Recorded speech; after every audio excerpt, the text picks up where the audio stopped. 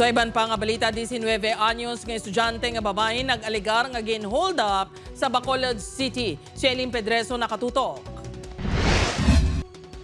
Sa sini nga mga laragway, makita nga ginatabangan sa mga residente kag kapulisan ng isa ka babayi. Ginapakalma ini kag ginapapungko. Ang kapulisan makita nga nagronda sa palibot. Kuha ini sa barangay Mansilingan, Bacolod City kagabi. Ang babayi sa laragway, amo si Yana, 19 anyos, manghud ni Babes. Base sa pagsaysay ni Yana sa iya utod, halin kuno ini sa eskwelahan kag papuli na sang ginhold up.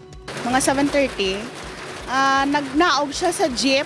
Ginpalapitan siya sang nag-hold up siya, kagin tutukan sang baril.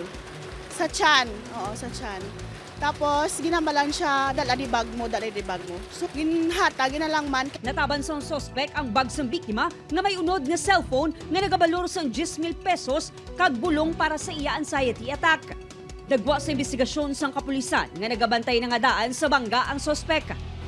Ang isa ka witness dato nakakita nga sa daan nga sa area nagatindog-tindog. Kita na sa kundaan nagatindog-tindog da ng ka-jersey. And then amo to, lugar nakita opportunity kay medyo may kadulumo ng area da. Ginsundan siya. May mga laragway nga ginpakita sa saksi kung saan gintulo mismo sini ang sospek.